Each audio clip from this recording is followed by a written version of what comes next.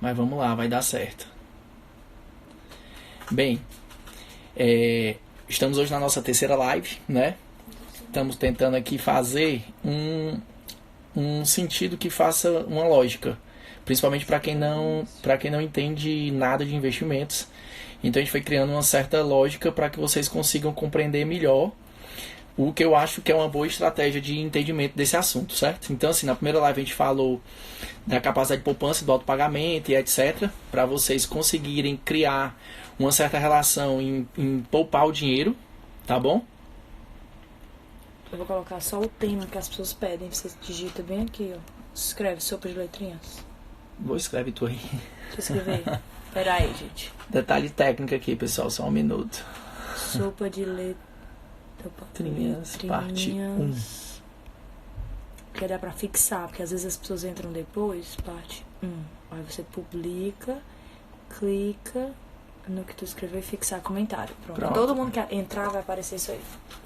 Que minha assistente de palco, né? Acabou de ajeitar aqui, mais um detalhe que ela sabe mexer, eu não sei. Pois bem, então vamos lá, continuando. Na primeira live a gente ensinou, né, mostrou mais ou menos a técnica do autopagamento, que é aquela técnica para você poder conseguir gerar um fluxo regular de dinheiro para que a gente consiga investir. E falamos um pouco da capacidade de poupança. Na segunda live a gente explorou melhor esse termo, né, da capacidade de poupança e o que a gente poderia fazer com esse dinheiro. Finalmente, o que fazer com a nossa capacidade de poupança. E aí, na última live, a gente entendeu que a gente deveria abrir uma conta numa instituição financeira de plataforma aberta, que algumas pessoas ficaram com dúvida. Instituição financeira de plataforma aberta nada mais é do que uma corretora. O problema é que, às vezes, quando você começa a investir, o nome corretora às vezes soa um pouquinho como se fosse perigoso, né? Mas na verdade são instituições seguras também, da mesma forma que a maioria dos bancos. Então a gente não deve ter que ter medo disso. O nome é Instituição Financeira de Plataforma Aberta exatamente por quê? Porque lá é como se você estivesse entrando literalmente no shopping dos investimentos. Você vai entrar numa plataforma que você vai encontrar milhares e milhares de produtos que você vai poder adquirir da mesma forma que você adquire um produto quando vai no shopping. Entendeu? Então nada mais é isso. Uma instituição financeira de plataforma aberta basicamente são corretoras que você consegue fazer os seus investimentos de maneira mais autônoma, digamos assim.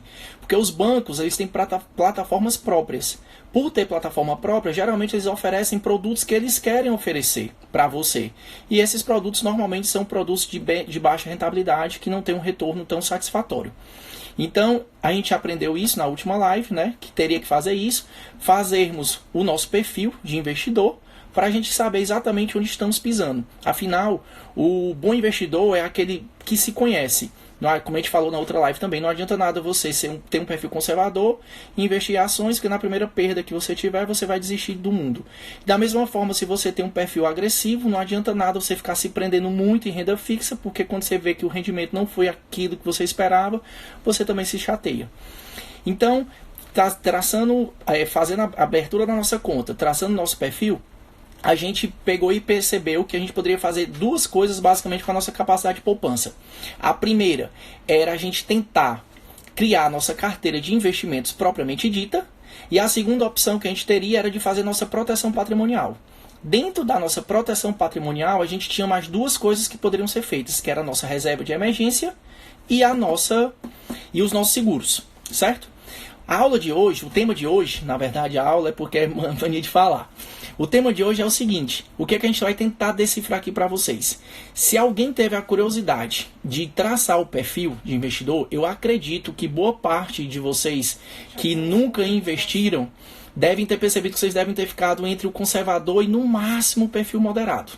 Então, quando você tem esse perfil mais de conservador ou quando você está pretendendo formar sua reserva de emergência, essas letrinhas que a gente vai falar hoje é de suma importância.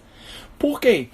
Porque você precisa entender essas letrinhas para quando você for acessar os produtos, porque quase todos os produtos da renda fixa e os produtos que você utiliza para formar sua reserva de emergência vão possuir essas letrinhas que muitas vezes a gente não sabe nem o que diabo é. Então hoje a gente vai abordar basicamente quatro letras, né? 4 conjuntos de letras. Nós vamos falar hoje da taxa Selic, nós vamos falar hoje do IPCA, nós vamos falar hoje do CDI e a gente vai falar um pouquinho do FGC, certo? Para vocês começarem a entender esse mundo dos investimentos, para quando vocês acessarem sua conta, que você for acessar um produto, você vai observar que tem muita coisa que é atrelada ao IPCA, atrelada ao CDI. Isso aqui vai pagar tantos por cento do CDI. Só que você não sabe nem o que diabo é o CDI, aí você vai sempre ficar com aquela dúvida. Beleza? Então a gente vai começar hoje falando da taxa Selic. A taxa Selic nada mais é do que a taxa básica de juros do país. Então, na verdade, ela precifica o valor do dinheiro que os bancos pegam emprestado. Porque, na verdade, os bancos também pegam dinheiro emprestado. Certo? Exato. Então, a taxa Selic é isso, é a taxa básica de juros. A sigla em si, ela significa o quê? Sistema Especial de Liquidação e Custódia. Vou falar isso aqui só como critério de curiosidade, para você saber que essa Selic tem um nome. E, na verdade, ela é o quê? Um sistema de computador. A Selic, basicamente, é um sistema de computador que serve para o Banco Central, particularmente, ele registra todas as operações de emissão, de compras e de vendas de títulos, né, escriturais do Tesouro Nacional, que são lastreados. Na verdade, essa taxa ela serve exatamente para controlar, basicamente, ela é o principal fator de controle da inflação do nosso país, que é o IPCA, que a gente vai falar já já. Então, com a taxa Selic em mãos, a taxa Selic, por ser um indexador muito forte, ela altera quase todos os outros investimentos, quase todos os outros indexadores que atrelam os nossos investimentos. Então, com a taxa Selic, ela altera tanto o CDI, como ela altera o IPCA, que a gente vai ver já já, que são fundamentais para esse mundo dos investimentos. E a taxa Selic, ela basicamente, ela também pode se dividir em duas, que é a taxa Selic chamada overnight e a taxa Selic meta. Não precisam ficar se preocupando muito com esses nomes. Eu vou citar mesmo para vocês entenderem, para tentar embasar mais vocês. A taxa Selic overnight, ela se confunde com o CDI, que a gente vai ver já já, que basicamente é o quê? Os bancos, por ordem do Banco Central, todo dia eles têm que tentar manter o saldo deles positivo. Então o banco geralmente empresta dinheiro e também sofre saques, né? Tanto tem depósito como tem saques. Quando essa conta não bate para os bancos, né? Quando esse saldo bancário fica negativo, para manter o sistema financeiro saudável, o Banco Central exige que os bancos peguem dinheiro emprestado com outros bancos para poder manter o sistema financeiro viável. Entendeu? Então, quando isso acontece, eles têm que cobrar uma certa taxa de juros entre eles. Essa taxa de juros que é cobrada entre os bancos, ela é chamada de Selic overnight, que é quando já acaba o período de trabalho do banco, quando é à noite. Então, são títulos que os bancos pegam para pegar dinheiro emprestado. Eles são títulos de curtíssimo prazo, eles duram no máximo 24 horas e servem basicamente para manter o sistema financeiro viável, para manter o sistema financeiro saudável. E aí, ela se confunde com o CDI exatamente por quê? Porque vocês vão ver que, já quando eu for falar, que o CDI é o Certificado de Depósito Interbancário, é exatamente o título que os bancos utilizam para pegar esse dinheiro emprestado. E esse valor, ele é praticamente igual à taxa Selic. Por quê? Porque se o banco está pegando dinheiro de outro banco para manter o sistema financeiro viável, saudável, essa operação ela não pode gerar nem lucro, nem prejuízo para ninguém. Para vocês terem noção, a taxa Selic hoje, como a gente viu há pouco tempo, ela caiu para 5,5%, certo? O CDI hoje ele está 5,4%. Quer dizer, 0,1 ponto percentual de diferença. Exatamente porque não pode ter uma diferença grande, porque senão o sistema bancário seria um caos. Então ela serve para isso, só para os bancos manterem o sistema financeiro dele viável. E a Selic também é muito, muito, muito importante. Por quê? Porque ela altera todos os outros fatores da economia. Por exemplo, quem vai viajar, quando a Selic está muito, muito alta, normalmente a gente consegue comprar dólar mais barato. Por quê? Quando o juro do Brasil está alto, né, quando a Selic está alta, os investidores de fora eles têm interesse de vir investir aqui com a gente. Por quê? Porque lá fora o juro é muito baixo. Então, se eu tenho a opção de ganhar muito dinheiro quando o juro está alto, eu venho para cá, para o Brasil. Então, quando os investidores vêm para cá por causa de uma Selic muito alta, o que acontece? Aparece muito dólar dentro do país. Com muito dólar aqui dentro do país, a gente vai para a geografia, né? Lei da oferta e da procura. A oferta de dólar aumenta, então o dólar tende a diminuir. Então, até nisso, a Selic altera. Atualmente, a Selic está baixa. como a Selic está baixa, o investidor diz assim, rapaz, por que eu vou investir no Brasil, que é um país que tem muito risco, do que investir aqui nos Estados Unidos, já que os juros estão muito parecidos. Então, quando a Selic baixa, o dólar tende a aumentar. Por quê? Porque vai fazer o efeito contrário. O pessoal vai tirar dinheiro daqui e vai voltar a investir nos Estados Unidos e etc. Entenderam? Outra coisa que faz a Selic movimenta a economia. Quando os juros caem, quer dizer que o dinheiro ficou barato. Dinheiro barato é dinheiro fácil. Se é dinheiro barato e se é dinheiro fácil, todo mundo aumenta a coragem de pegar financiamento, tanto as pessoas físicas como as pessoas jurídicas. Então isso aumenta a quantidade de dinheiro na economia. As empresas começam a produzir mais, vocês começam a comprar mais e a economia se aquece. Em contrapartida, com esse aquecimento demais da economia, a inflação às vezes tende a subir um pouco, mas dentro de uma meta que a gente também vai ver já já. Então, quando a Selic baixa, quer dizer o quê? Que o dinheiro ficou barato. Entendeu? Da mesma forma que a gente vai ganhar pouco quando tem um investimento de renda fixa, porque esse dinheiro vai ficar barato, mas esse dinheiro barato incentiva a economia e incentiva o mercado. Então, às vezes, isso é muito importante. Por isso que a taxa Selic e o IPCA, que a gente vai ver já já, que é a inflação, elas normalmente são inversamente proporcionais. Quer dizer o quê? Quer dizer que quando uma sobe, o outro cai, exatamente para poder manter uma economia saudável. A taxa Selic também, ela influencia, por exemplo, no imposto de renda. Quem tem imposto de renda a pagar, que às vezes parcela o imposto de renda, essa parcela do imposto de renda, não sei se vocês observam, mas elas aumentam mês a mês. Por quê? Porque a taxa Selic insere mês a mês nesse imposto. Da mesma forma que você que tem dinheiro a receber, se você tiver o azar de receber nos últimos lotes, você vai ter um azar de receber por último, mas vai ganhar um pouco mais. Por quê? Porque a taxa Selic também vai incidir nessa correção. Então, assim, a taxa Selic é fundamental porque ela é a base de tudo, ela é a base dos juros do país. Ela precifica o valor do dinheiro em circulação. Consequentemente, ela altera todos os nossos índices, né, de retorno de dinheiro. Beleza? Então, assim, basicamente o que a gente precisa de saber de Selic é isso. E aí a outra Selic, né, que a Clarice acabou de me lembrar aqui, eu falei da overnight, que é quase igual ao CDI, a gente tem também a Selic Meta. A Selic Meta é essa Selic que a gente conhece, que é o que a gente sempre vê. Ela tem esse nome exatamente porque é a meta que o Banco Central, né, que o Copom estipula. Não sei se vocês lembram, a cada 45 dias tem a reunião do Copom, que é o Comitê de Política Monetária, que é de vez em quando a gente escuta no Jornal Nacional o William Bonn, né? A reunião do Copom determinou que a Selic caiu ou subiu tanto. Então, essa Selic, a meta, é a que a gente conhece, é a que a gente vê. Ela é que precifica exatamente o nosso dinheiro, quanto a gente vai ter que pagar. Outro dado interessante que eu já ia esquecendo. Quando a Selic cai, em tese, esse dinheiro não ficou mais barato? Então, em tese, nossos financiamentos, o crédito rotativo do cheque especial, do cartão de crédito, em tese era para diminuir. Só que às vezes a gente nem percebe isso, né? Por quê? Porque sempre querem ganhar da gente. Mas em tese, toda vida que a Selic cair, era para a gente ter mais facilidade em renegociar a dívida e em ter mais benefícios com juros mais baixos. Beleza?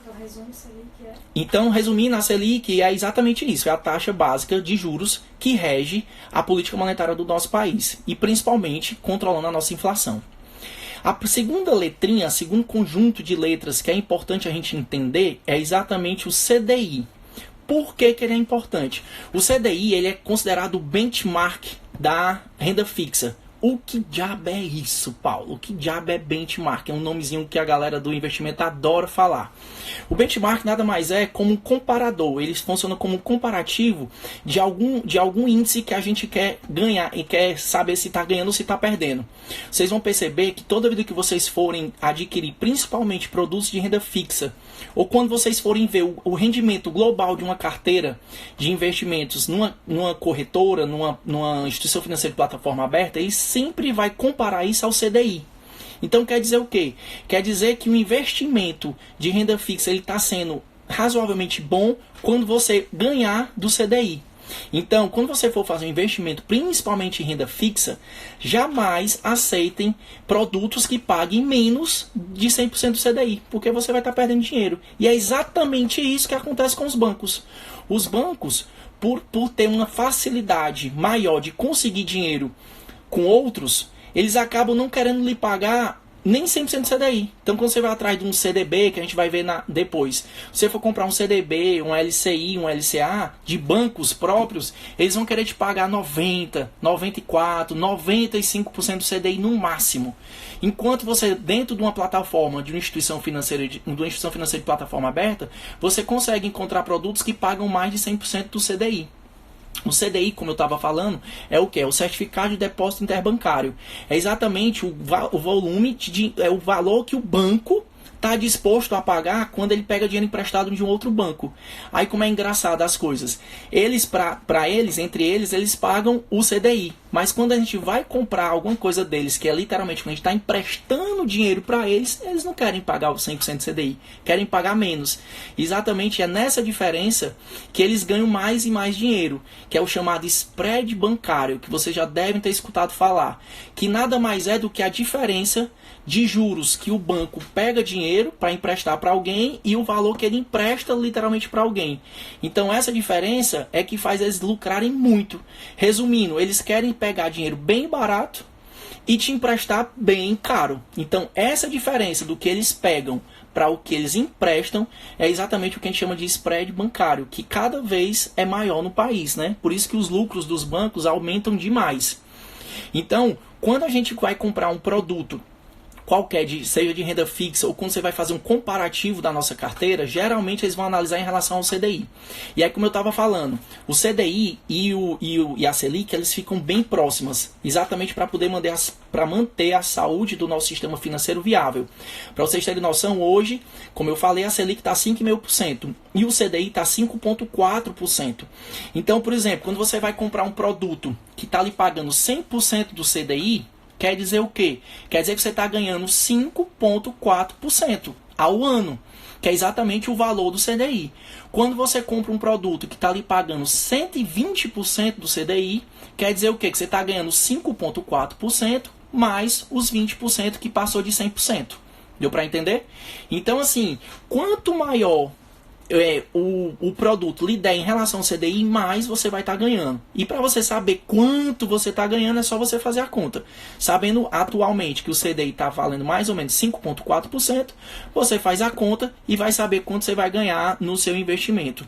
E aí você depois, a gente vai conversar sobre isso. Existem alguns investimentos de renda fixa que você precisa descontar imposto de renda, existem alguns que não precisam descontar, e aí você vai saber mais ou menos quanto é o ganho.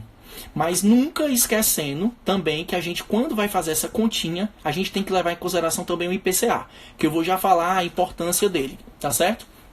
Então, o que a gente precisa de saber do CDI é basicamente isso. É saber que ele é o benchmark, né, da renda fixa. Você, toda vez que for comprar um produto, você tem que saber exatamente em relação a ele, para saber se você está ganhando ou está perdendo.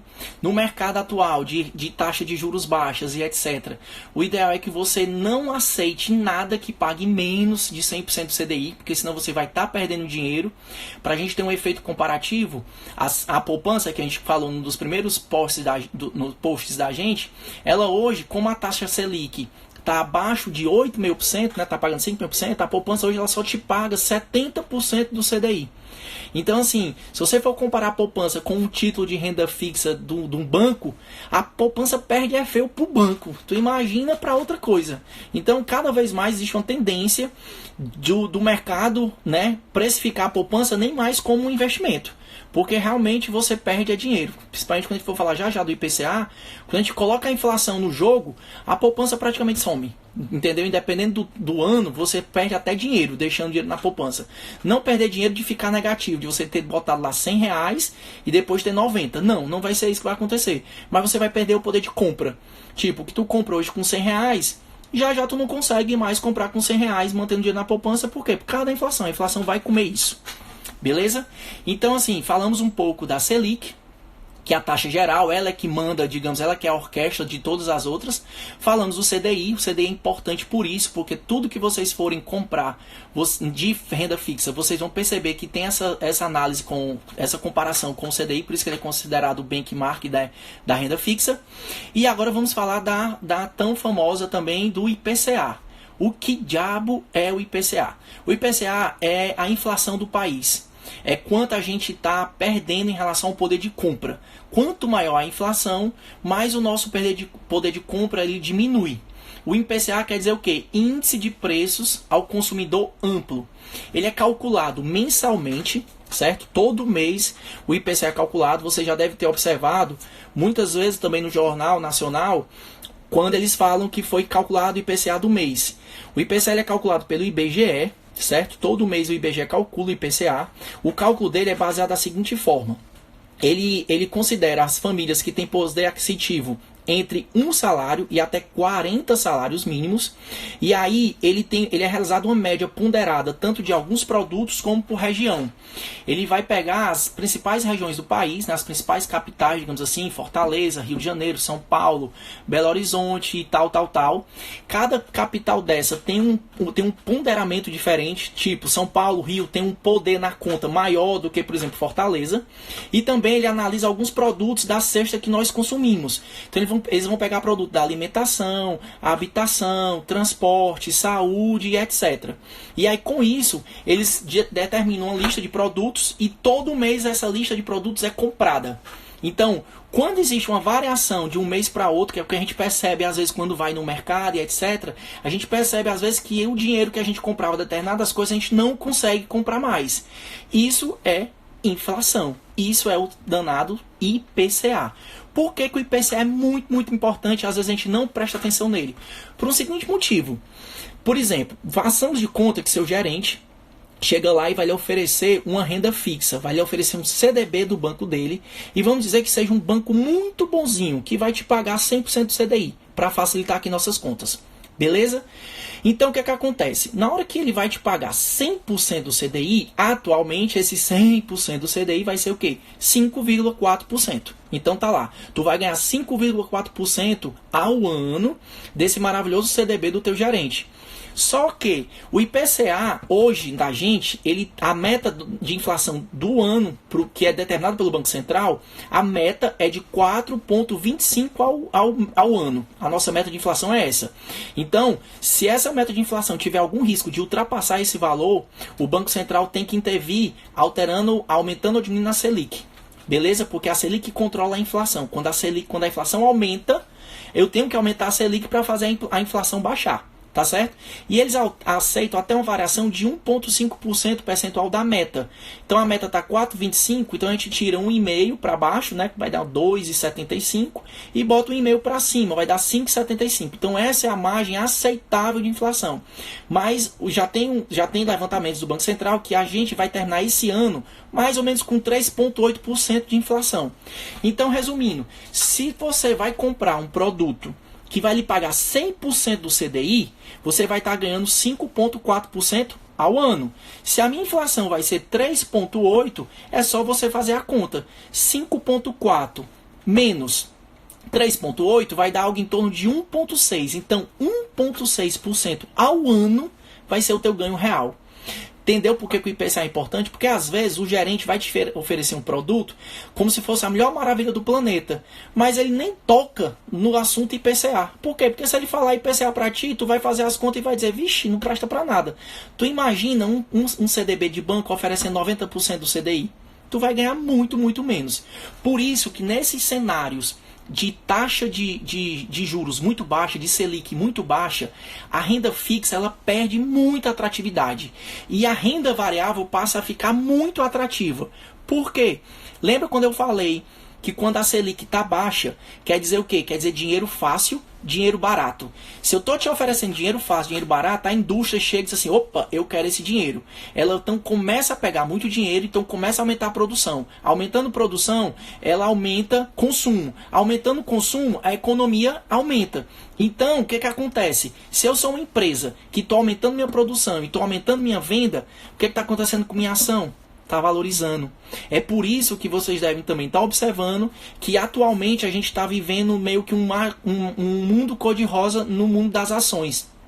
A gente até vê que tem umas quedas e etc, mas a gente está ainda dentro de um ciclo econômico, de um quartil muito proveitoso para ações, para a renda variável. Obviamente, quem está começando sempre tem aquele medo da renda variável e esse medo tem que ser respeitado, né? Mas, por isso, o que vocês observam, que a Bolsa bate recorde, você já deve ter estudado essas notícias recentemente, é exatamente por isso. É porque numa maré de renda fixa, de taxa Selic muito baixa, a renda variável acaba se projetando para cima. Por quê? Por causa do dinheiro. Então, quanto mais o dinheiro está barato, mais as empresas pagam suas dívidas, mais elas renegociam dívidas, mais elas compram, mais elas consomem, mais elas produzem, mais o mercado anda. Então é uma bola de neve. O ao contrário também acontece. Quando a taxa Selic está muito alta, o consumo tende a diminuir e a renda variável tende a ficar ruim. Só que o que acontece? Há uns 3, 4 anos atrás, estava vivendo o mundo cor-de-rosas da renda fixa. Só que esse mundo cor-de-rosas não era tão cor-de-rosas assim. Por quê? Porque a gente chegou a ter, há pouco tempo, 14% de taxa Selic. Então, uma taxa de juros desse patamar era o paraíso perdido da renda fixa. A gente ganhava muito dinheiro. Porém, a inflação, quem não lembra, nessa mesma época, ela ficava em torno de 10%. Então, se a gente fizer uma conta bem simples, façamos de conta que a gente está considerando 100 produtos aqui, pagando 100% do CDI. Se eu ganhava 14% e gastava 10% de inflação, eu estava ganhando quanto? 4%. O meu real era de 4%. Hoje está 1,8%. Né, em média, se a gente considerar tudo 100% CDI, para facilitar as contas. Não vou botar 130, 120, porque senão vai bagunçar aqui os nossos cálculos, entendeu? Então o que eu quero dizer é o quê? Que mesmo também com os juros baixos, você também não pode se desesperar, porque o IPCA, que é a inflação, faz a diferença quando a gente vai fazer essas continhas. Então, o que a gente tem que observar? A taxa Selic é a taxa básica de juros do país, quer dizer, Sistema Especial de Liquidação em Custódia, tal, ela que gere todos os outros indexadores, principalmente o CDI e principalmente o IPCA. Eles andam basicamente juntos, eles se controlam, eles mantêm a fluidez do mercado, eles mantêm a harmonização do nosso mercado financeiro para que o mercado não entrasse num colapso. Então, quando você vai adquirir um produto de renda fixa, não adianta só saber quantos por cento do CDI aquilo está pagando. Olhe também para a inflação. Faça o controle da inflação, porque é importante. Por quê? Porque se a gente não se preocupar com a inflação, a gente vai estar perdendo poder de compra. O nosso dinheiro está perdendo valor. Voltando um pouquinho aqui para a poupança, para a gente fazer uma continha bem rápida. Eu acabei de falar que com a queda como a Selic está abaixo, está 5,5%, a poupança está pagando só 70% do CDI. 70% do CDI hoje, 70% de 5,5% vai dar mais ou menos 3 e uns quebradinhos. Se a meta da inflação está 3,8%, vocês já observaram o que vai acontecer com a poupança esse ano, né? Provavelmente esse ano a poupança vai dar prejuízo, né? Você vai perder poder de compra com o dinheiro na poupança. Por isso que sempre a conta do IPCA ela é bem importante. Não esqueçam jamais de toda vida que forem lhe oferecer algum produto, além de calcular o CDI, que é o que eles vão te dar, geralmente, como eu falei, né? É o comparativo, vai ser sempre o CDI. Você não deixe de ver quanto é que está o IPCA, que é importante nas contas. Tá certo? E lembrando, a Selic e o CDI, eles andam muito juntos, porque são as taxas que o banco utilizam para pegar dinheiro emprestado para se manter. Entendeu? Então hoje, mais uma vez, o Selic 5,5%, o CDI atualmente 5,4% e a nossa IPCA em torno de 3,8%. Então esses números, no final das contas, é o que você tem que saber que vai fazer diferença nos seus investimentos. Beleza? Então pronto, quando você for lá, entrar na sua instituiçãozinha financeira de plataforma aberta, for começar a montar sua carteirinha de renda fixa, você vai ver que tudo isso vai aparecer lá. Vai aparecer o tal do IPCA, vai aparecer a Selic. Principalmente quem for comprar tesouro. Tesouro tem muito isso bem claro. Existe o Tesouro Selic, existe o Tesouro IPCA e etc e tal. A gente vai ter uma live só sobre tesouro, porque tem algumas coisinhas a mais a gente falar. Mas quando vocês forem lá ver, observem agora, vocês já vão estar mais familiarizados com esses termos. Vocês não vão se assustar achando que aquilo ali é um bicho de 7 cabeças. Então eu acredito que vai clarear mais as ideias. Beleza? E aí, para finalizar a sopa de letrinhas de hoje, porque eu sei que é muita informação, a gente vai falar do FGC. O que diabo é FGC? FGC é o seguinte, é o Fundo Garantidor de Crédito. O que é isso? Muita gente acha que o FGC é tipo um seguro do Banco Central e etc. para favorecer alguns tipos de investimentos. Mas não. O FGC, na verdade, é uma associação civil sem fins lucrativos, que ele é formado por algumas instituições que querem tentar manter o mercado protegido, manter o mercado saudável. Então vocês vão observar que alguns produtos de renda fixa, como CDB, como LCI, como a LCA e como as letras de câmbio, esses 4 investimentos, eles são protegidos pelo FGC, que é pelo Fundo Garantidor de Crédito. O que diabo é que o FGC faz?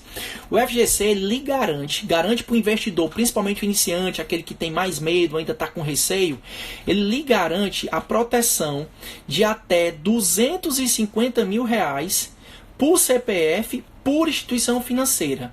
Como assim, Paulo? Muito simples. Se você vai comprar um CDB, digamos, do Banco do Brasil, certo?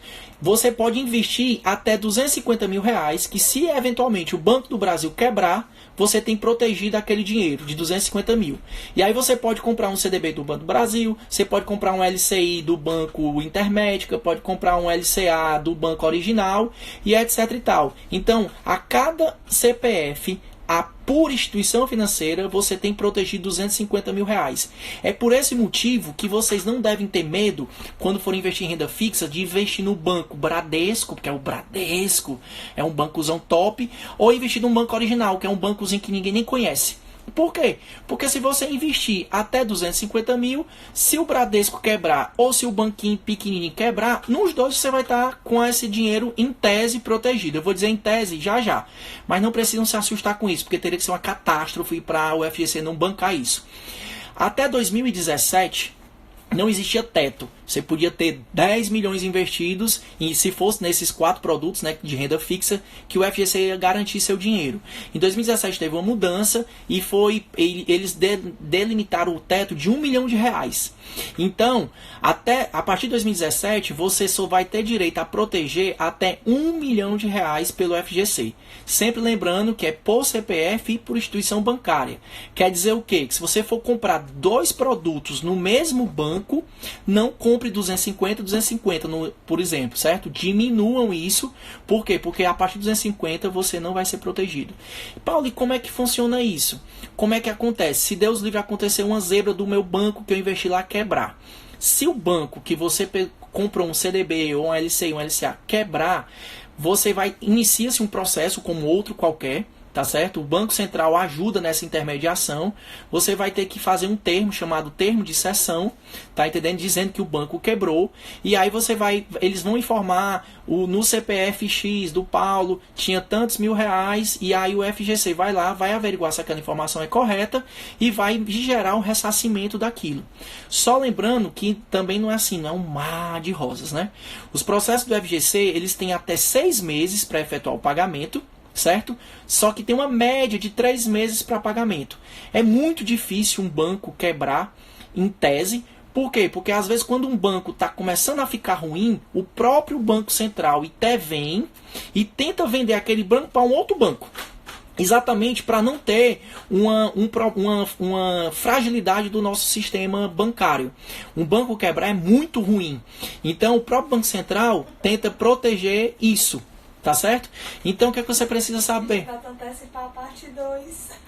Então o que é que você precisa saber? Você precisa saber exatamente isso. É que o FGC, nesses 4 produtos que eu falei, que a gente vai falar na próxima live deles, o seu dinheiro estaria protegido até 250 mil por CPF, por instituição bancária. Beleza? E aí a gente, com isso, né, você tem uma certa garantia de que se Deus o livre der uma zebra, você tem como receber seu dinheiro de volta.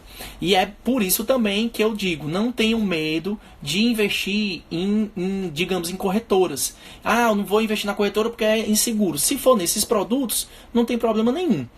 A pegadinha, né, na verdade, que eu ia dizer, não se assustem, mas eu estou dando como dado para vocês entenderem também. Como eu falei, o FGC não é um órgão público, ele é um órgão particular, um órgão, uma associação civil, é formado pela Caixa Econômica Federal, que é a única instituição pública, digamos assim, que tem por bancos fiscais, por bancos mistos e etc e tal. Toda vida que você compra um produto desses que são protegidos, a instituição financeira tem que doar 0,0125% de um CDB, por exemplo, para o FGC. Então vocês já perceberam que o FGC não consegue abraçar todo mundo. Hoje o FGC estima-se que ele conseguiria pagar apenas 2,1% de todos esses tipos de investimento. Porém, isso é se acontecesse uma catástrofe. Isso queria dizer se o sistema bancário todo entrasse em colapso, e tudo quebrasse. Então, se tudo quebrasse, a quebradeira fosse geral, resultado da missa. Quem tivesse até 250 mil só ia receber pouco mais de 5 mil reais. Mas isso é o ápice, né? O máximo do pior que poderia acontecer. Porém, por que eu digo essa informação? Para vocês também não ficarem totalmente atrelados a ele. Às vezes, quando você começa a investir, você tem medo de investir em coisas melhores porque não tem o tal do FGC. E aí fica se prendendo a rendimentos piores, a pouca rentabilidade, que vai lhe desestimular, porque o que eu digo é o seguinte, você tem que se conhecer, você tem que entender um pouquinho, mas investimento ruim é que nem dieta que não está funcionando. Você fica logo pé da vida e não quer mais fazer a dieta. Da mesma forma no investimento. Se você sempre estiver ganhando pouco, aí chega agora que você vai dizer assim, bem, se eu estou poupando, estou fazendo tudo que aquele abestado mandou fazer e eu não estou ganhando nada. Entendeu? Então não se atrelem 100% ao FGC. Ele é interessante? É. Ele é bacana? É. Mas você não deve levar ele como uma regra para o resto da vida. Só vou investir em coisas que tem o FGC porque está garantido meu dinheiro. Beleza? Essa é a mensagem que eu dou quando eu digo que o FGC, se tivesse uma catástrofe no sistema financeiro, ele só conseguiria lhe manter 2,1% do seu capital investido. Então, vai lhe proteger, mas também não vai lhe proteger se tivesse uma quebradeira geral. Beleza?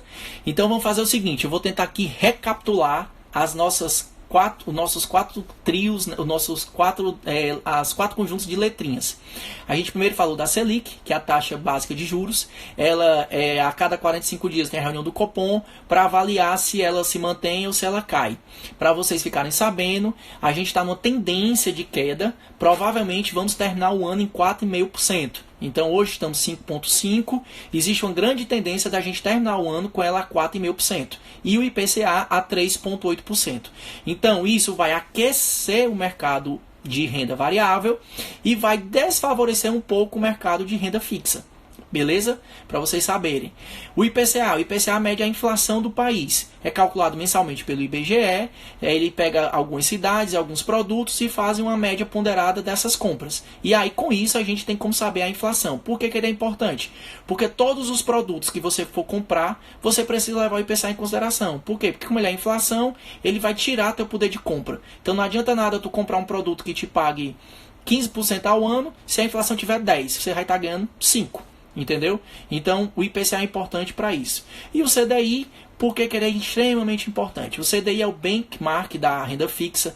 Ele é usado como comparador. Toda vez que você for comprar um produto, toda vez que você for fazer sua análise de uma carteira de investimento, sempre vai estar lá. Sua carteira esse mês rendeu 200% do CDI. Sua carteira esse mês rendeu 130% do CDI. E se você não souber que diabo é o CDI, você não sabe nem quanto é que está ganhando. Então, o CDI ele anda de mãos dadas com a taxa Selic. Geralmente a variação não passa de 0,1 ponto percentual, certo? Então, como eu falei, hoje a Selic está 5,5 e o CDI está 5,4. Para você calcular é muito simples. Se você for comprar um produto que paga 120% do CDI, a conta é muito simples. Você vai pegar 5,4, que é os 100%, mais 20% de 5,4. E aí vai dar a rentabilidade daquele produto de renda fixa, muito provavelmente que é os que atrelam os seus ganhos ao CDI. E o FGC é o nosso fundo garantidor de crédito. Ele é como se fosse um protetor do investidor, principalmente do investidor conservador, porque são produtos de renda fixa. Então, o FGC ele vai lhe garantir até R$250 mil de proteção por CPF, por instituição bancária, num teto de R$1 milhão. Beleza? Então, assim, esse tema, ele é um pouquinho mais complicado, né? Ele é um pouco mais chato, porque tem muito número, tem muita letra e etc e tal, mas a grosso modo, o que vocês precisam saber é só isso. Vocês saberem o que eles funcionam, para que eles funcionam e como eles regem esse mercado financeiro, tá certo? Então, qualquer coisa, na internet tem vários artigos, tem vários blogs que falam sobre isso, dá para dar uma lidazinha. A live vai ficar salva mais uma vez, a gente vai mandar lá, vamos botar lá no YouTube. Eu gostaria muito de ter o feedback de vocês, porque às vezes eu não sei se está prestando, se não está prestando, se vocês estão entendendo, se vocês não estão entendendo. Então, eu gostaria que vocês deixassem comentários, mande direct, etc. Como agora eu não tenho muito seguidor, consigo responder ainda as pessoas, deixa as perguntas lá nas fotos, entendeu? A gente vai quebrar alguns temas, vai aparecer uns temas interessantes assim pra gente quebrar essa sequência como se fosse um curso, entendeu? Mas assim, é porque isso realmente, esse começo, eu acho fundamental e de importância para vocês criarem um hábito. Por isso que a gente falou da capacidade de poupança, do autopagamento, como abrir a conta, como traçar o perfil e agora falando dos marcadores, dos indexadores. Porque quando você for lá, você vai ver isso. Não tem jeito, não tem como fugir disso. Isso é o básico do básico do básico de uma carteira conservadora, tá certo? Que é o que a gente está falando agora nesse início, que é da renda fixa. Beleza? Espero que vocês tenham gostado. Ativem lá o sininho do YouTube. Eu ainda não estou fazendo lives nem nada, gravando lá ao vivo ainda. Mas como as lives estão indo para lá, amanhã ela já sobe. Certo? Terça-feira ela já está subindo lá. Compartilhe com os amigos, compartilhe com um conhecido que acha que está ruim. O objetivo da gente é sempre esse, é tentar propagar o sentimento da educação financeira. Eu acho um tema extremamente importante. Eu acho que a gente cresce com isso e eu acho que a gente consegue fazer o dinheiro trabalhar para a gente. Beleza? Obrigado aí às pessoas que assistiram hoje e estamos aí. Até mais. Tchau, tchau.